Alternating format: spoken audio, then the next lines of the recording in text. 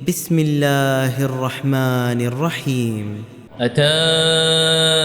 أمر الله فلا تستعجلوه سبحانه وتعالى عما يشركون. ينزل الملائكة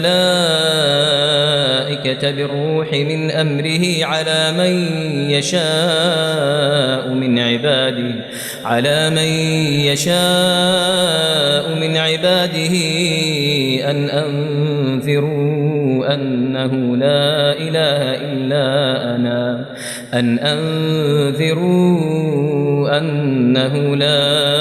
إله إلا أنا فاتقون. خلق السماوات والأرض بالحق تعالى عما يشركون. خلق الإنسان من نطفة فإذا هو خصيم مبين. والأنعام خلقها لكم فيها دفء ومنافع ومنها تأكلون. ولكم فيها جمال حين تريحون وحين تسرحون. وتحمل أثقالكم إلى بلد لم تكونوا بالغيه إلا بشق الأنفس إن ربكم لرؤوف رحيم. والخيل والبغال والحمير لتركبوها وزينة ويخلق ما لا تعلمون. وعلى الله قصد السبيل ومنها جائر ولو شاء لهداكم أجمعين. هو الذي أنزل من السماء ماء لكم منه شراب ومنه شجر فيه تسيمون. ينبت لكم به الزرع والزيتون والنخيل والأعناب ومن كل الثمرات إن في ذلك لآية لقوم يتفكرون. وسخر لكم الليل والنهار والشمس والقمر والنجوم مسخرات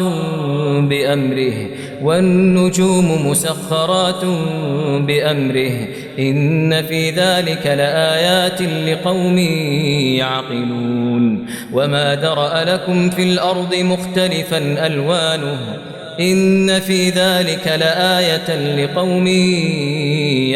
يذكرون. وهو الذي سخر البحر لتأكلوا منه لحما طريا وتستخرجوا منه حلية تلبسونها وترى الفلك مواخر فيه ولتبتغوا من فضله ولعلكم تشكرون. وألقى في الأرض رواسي أن تميد بكم وأنهارا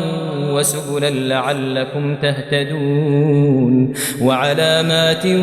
وبالنجم هم يهتدون. أفمن يخلق كمن لا يخلق أفلا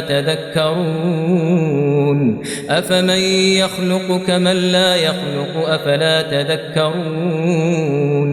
وإن تعدوا نعمة الله لا تحصوها إن الله لغفور رحيم. والله يعلم ما تسرون وما تعلنون. والذين يدعون من دون الله لا يخلقون شيئا وهم يخلقون. أموات غير أحياء وما يشعرون أيان يبعثون. إلهكم إله واحد فالذين لا يؤمنون بالآخرة قلوبهم منكرة وهم مستكبرون.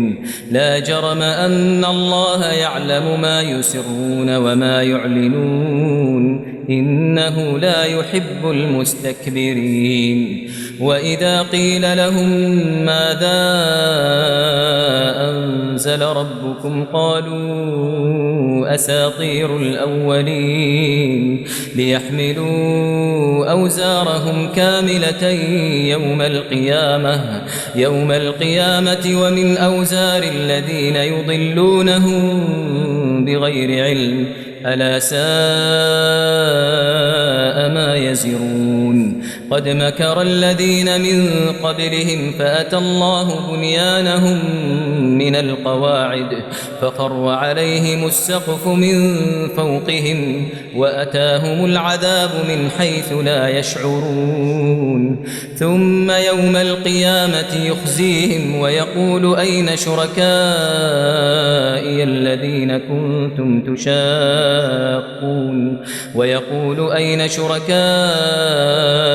الذين كنتم تشاقون فيهم قال الذين أوتوا العلم إن الخزي اليوم والسوء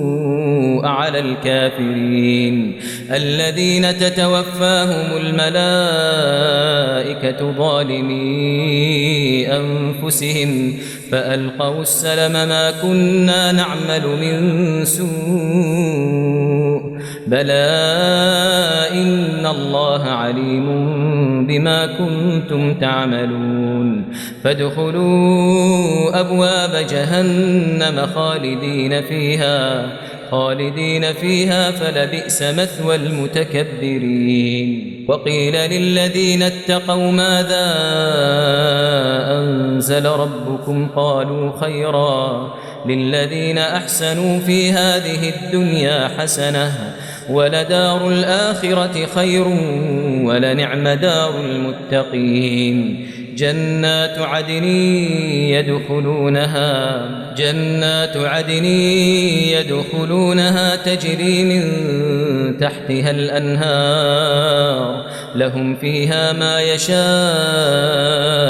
كذلك يجزي الله المتقين الذين تتوفاهم الملائكة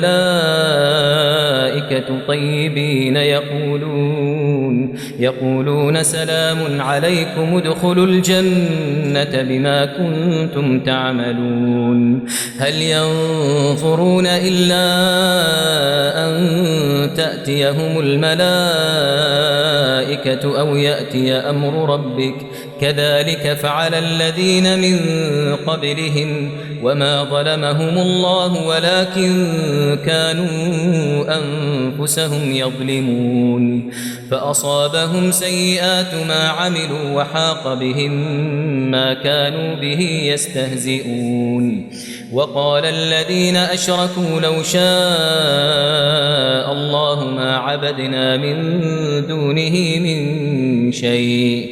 وقال الذين أشركوا لو شاء الله ما عبدنا من دونه من شيء نحن ولا آباؤنا ولا حرمنا من دونه من شيء كذلك فعل الذين من قبلهم فهل على الرسل إلا البلاغ المبين ولقد بعثنا في كل أمة رسولا أن اعبدوا الله واجتنبوا الطاغوت فمنهم من هدى الله ومنهم من حقت عليه الضلالة فسيروا في الأرض فانظروا كيف كان عاقبة المكذبين إن تحرص على هداهم فإن الله لا يهدي من يضل وما لهم من ناصرين وأقسموا بالله جهد أيمانهم لا يبعث الله من يموت بلى وعدا عليه حقا ولكن أكثر الناس لا يعلمون ليبين لهم الذي يختلفون فيه وليعلم الذين كفروا أنهم كانوا كاذبين إنما قولنا لشيء إذا أردناه أن نقول له كن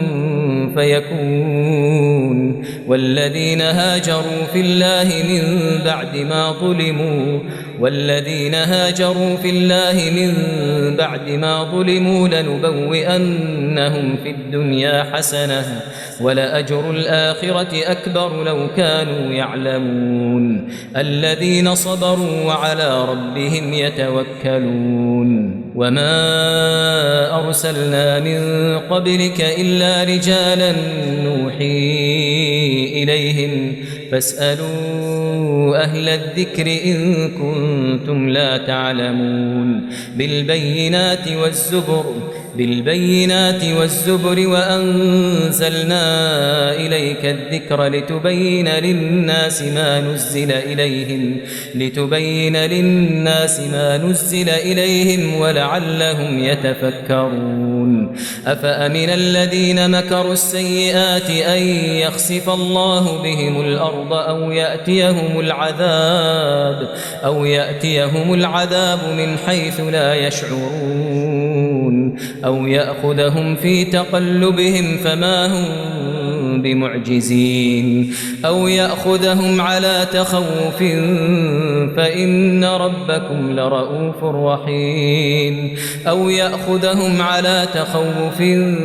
فإن ربكم لرؤوف رحيم أولم يروا إلى ما خلق الله من شيء يتفيأ ظلاله عن اليمين والشمائل سجدا لله وهم داخرون ولله يسجد ما في السماوات وما في الأرض من دابة والملائكة وهم لا يستكبرون يخافون ربهم من فوقهم ويفعلون ما يؤمرون وقال الله لا تتخذوا إلهين اثنين إنما هو إله واحد فإياي فارهبون وله ما في السماوات والأرض وله الدين واصبا أفغير الله تتقون وما بكم من نعمة فمن الله ثم إذا مسكم الضر فإليه تجأرون ثم إذا كشف الضر عنكم إذا فريق منكم بربهم يشركون ليكفروا بما آتيناهم فتمتعوا فسوف تعلمون ويجعلون لما لا يعلمون نصيبا مما رزقناهم تالله لتسألن عما كنتم تفترون ويجعلون لله البنات سبحانه ولهم ما يشتهون وإذا بشر أحدهم بالأنثى ظل وجهه مسودا وهو كظيم يتوارى من القوم من سوء ما بشر به أيمسكه على هون أم يدسه في التراب ألا ساء ما يحكمون للذين لا يؤمنون بالآخرة مثل السوء ولله المثل الأعلى وهو العزيز الحكيم ولو يؤاخذ الله الناس بظلمهم ما ترك عليها من دابة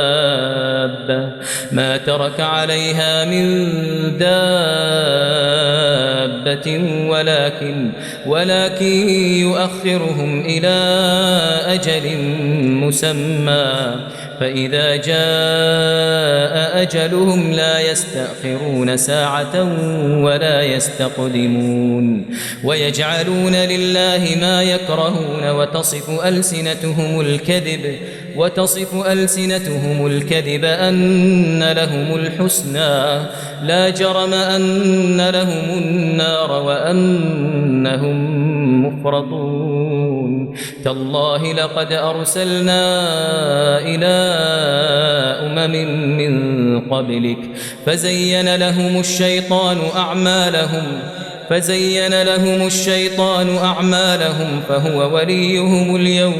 فهو وليهم اليوم ولهم عذاب أليم وما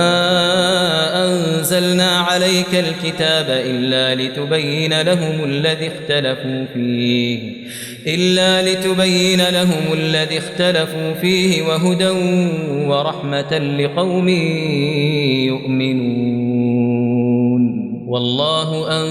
وأنزل من السماء ماء فأحيا به الأرض بعد موتها إن في ذلك لآية لقوم يسمعون وإن لكم في الأنعام لعبرة نسقيكم مما في بطونه من بين فرث ودم لبنا خالصا سائغا للشاربين ومن ثمرات النخيل والأعناب تتخذون منه سكرا ورزقا حسنا إن في ذلك لآية لقوم يعقلون وأوحى ربك إلى النحل أن اتخذي من الجبال بيوتا ومن الشجر ومما يعرشون ثم كلي من كل الثمرات فاسلكي سبل ربك ذللا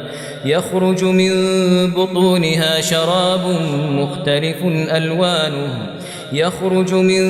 بطونها شراب مختلف ألوانه فيه شفاء للناس إن في ذلك لآية لقوم يتفكرون والله خلقكم ثم يتوفاكم ومنكم من يرد إلى أرذل العمر لكي لا يعلم بعد علم شيئا إن الله عليم قدير والله فضل بعضكم على بعض في الرزق فما الذين فضلوا براد رزقهم على ما ملكت أيمانهم فهم فيه سواء أفبنعمة الله يجحدون والله جعل لكم من أنفسكم أزواجا وجعل لكم من أزواجكم بنين وحفدة ورزقكم من الطيبات أفبالباطل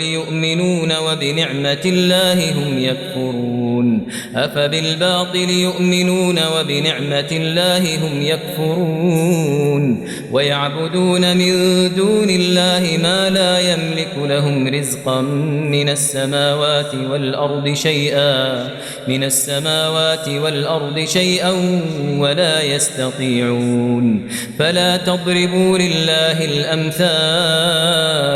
إن الله يعلم وأنتم لا تعلمون ضرب الله مثلا عبدا مملوكا لا يقدر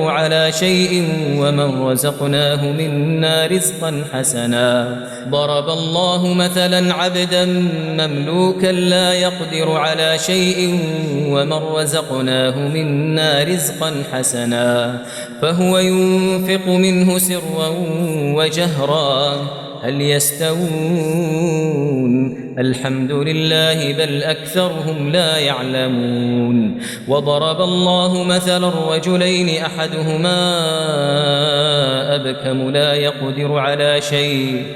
يقدر على شيء وهو كل على مولاه أينما يوجهه لا يأتي بخير هل يستوي هو ومن يأمر بالعدل وهو على صراط مستقيم ولله غيب السماوات والأرض وما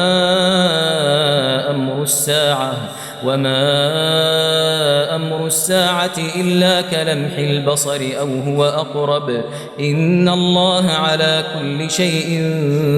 قدير والله أخرجكم من بطون أمهاتكم لا تعلمون شيئا وجعل لكم السمع والأبصار والأفئدة لعلكم تشكرون ألم يروا إلى الطير مسخرات في جو السماء ما يمسكهن إلا الله إن في ذلك لآيات لقوم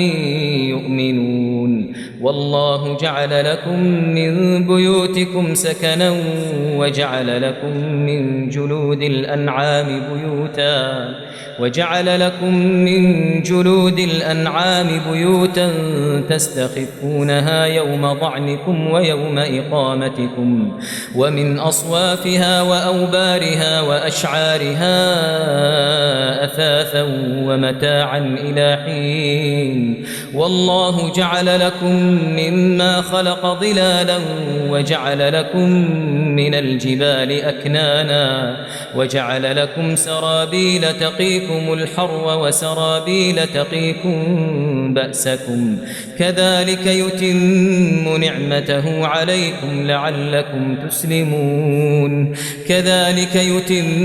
نعمته عليكم لعلكم تسلمون فإن تولوا فإنما عليك البلاغ المبين يعرفون نعمة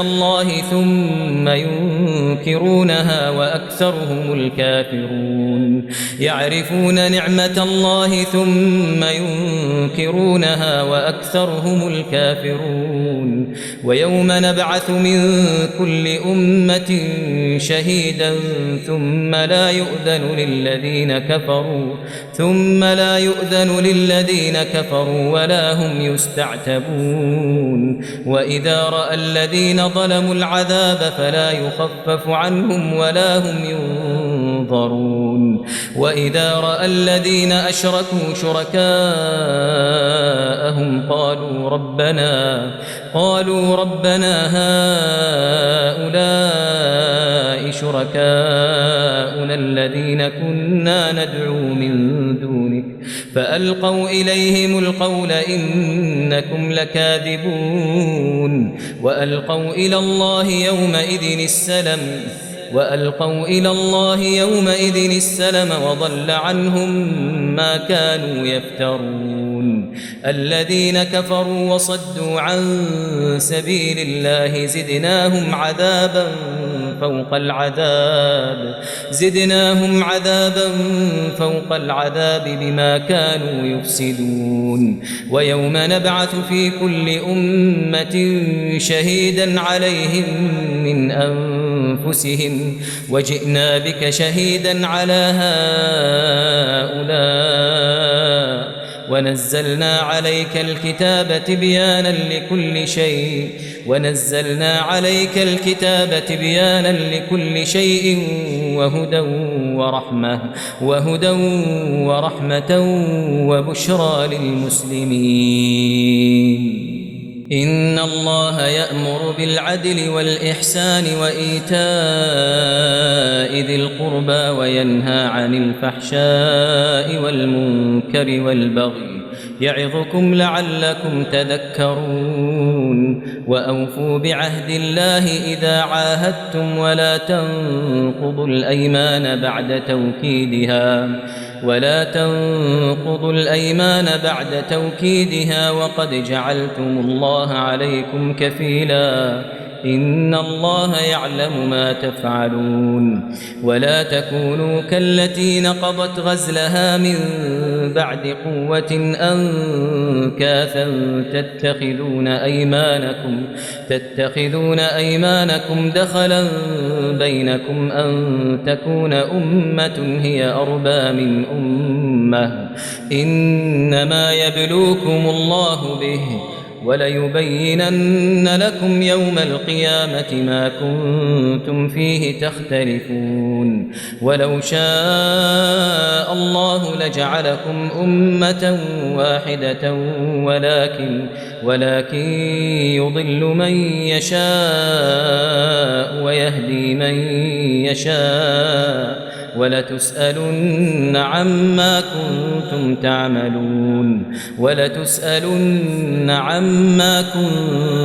تعملون ولا تتخذوا أيمانكم دخلا بينكم فتزل قدم بعد ثبوتها وتذوقوا السوء وتذوقوا السوء بما صددتم عن سبيل الله ولكم عذاب عظيم. ولا تشتروا بعهد الله ثمنا قليلا إنما عند الله هو خير لكم إن كنتم تعلمون. ما عندكم ينفد وما عند الله باق ولنجزين الذين صبروا أجرهم بأحسن ما كانوا يعملون. ما عندكم ينفد وما عند الله باق ولنجزين الذين صبروا أجرهم بأحسن ما كانوا يعملون. من عمل صالحا من ذكر أو أنثى وهو مؤمن فلنحيينه حياة طيبة ولنجزينهم أجرهم بأحسن ما كانوا يعملون. فإذا قرأت القرآن فاستعذ بالله من الشيطان الرجيم. إنه ليس له سلطان على الذين آمنوا وعلى ربهم يتوكلون. إنما سلطانه على الذين يتولونه والذين هم به مشركون. وإذا بدلنا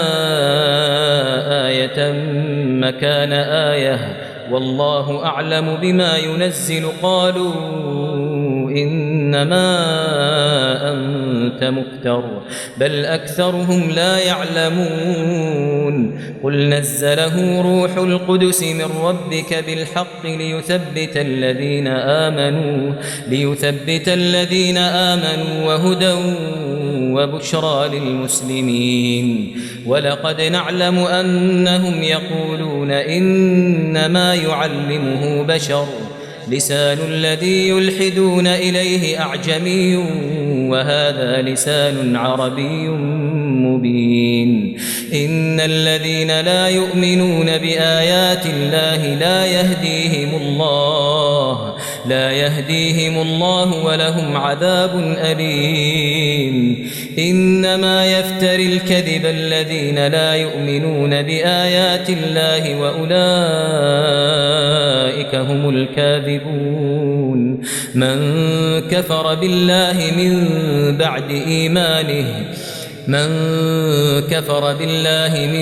بعد إيمانه إلا من أكره وقلبه مطمئن بالإيمان ولكن من شرح بالكفر صدرا فعليهم غضب من الله ولهم عذاب عظيم. ذلك بأنه مستحب الحياة الدنيا على الآخرة وأن الله لا يهدي القوم الكافرين. أولئك الذين طبع الله على قلوبهم وسمعهم وأبصارهم وأولئك هم الغافلون. لا جرم أنهم في الآخرة هم الخاسرون.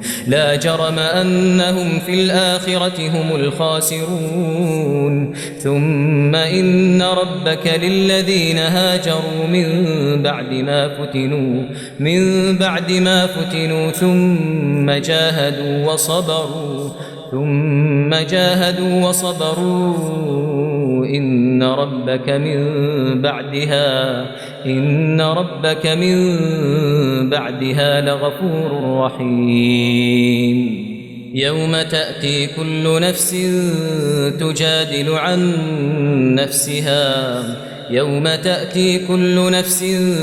تجادل عن نفسها وتوفى كل نفس ما عملت وهم لا يظلمون. وضرب الله مثلا قرية كانت آمنة مطمئنة يأتيها رزقها رغدا من كل مكان فكفرت بأنعم من الله فأذاقها الله لباس الجوع والخوف بما كانوا يصنعون ولقد جاءهم رسول منهم فكذبوه فأخذهم العذاب وهم ظالمون فكلوا مما رزقكم الله حلالا طيبا واشكروا نعمة الله إن كنتم إياه تعبدون إنما حرم عليكم الميتة والدم ولحم الخنزير وما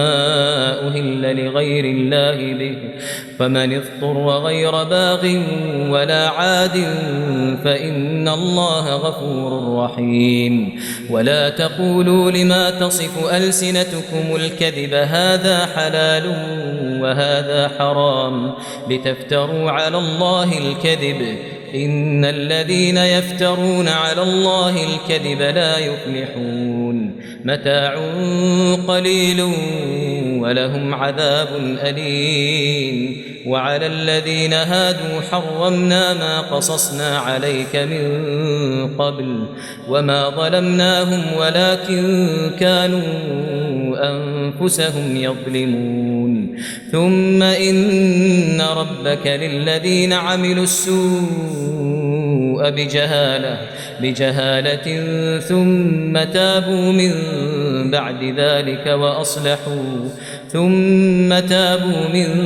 بعد ذلك وأصلحوا إن ربك من بعدها لغفور رحيم إن إبراهيم كان أمة قانتا لله حنيفا ولم يك من المشركين شاكرا لأنعمه اجتباه وهداه إلى صراط مستقيم وآتيناه في الدنيا حسنة وإنه في الآخرة لمن الصالحين ثم أوحينا إليك أن اتبع ملة إبراهيم حنيفا وما كان من المشركين إنما جعل السبت على الذين اختلفوا فيه وإن ربك ليحكم بينهم يوم القيامة فيما كانوا فيه يختلفون ادع إلى سبيل ربك بالحكمة والموعظة الحسنة وجادلهم بالتي هي أحسن إن ربك هو أعلم بمن ضل عن سبيله وهو أعلم بالمهتدين وإن عاقبتم فعاقبوا بمثل ما عوقبتم به ولئن صبرتم لهو خير للصابرين واصبر وما صبرك إلا بالله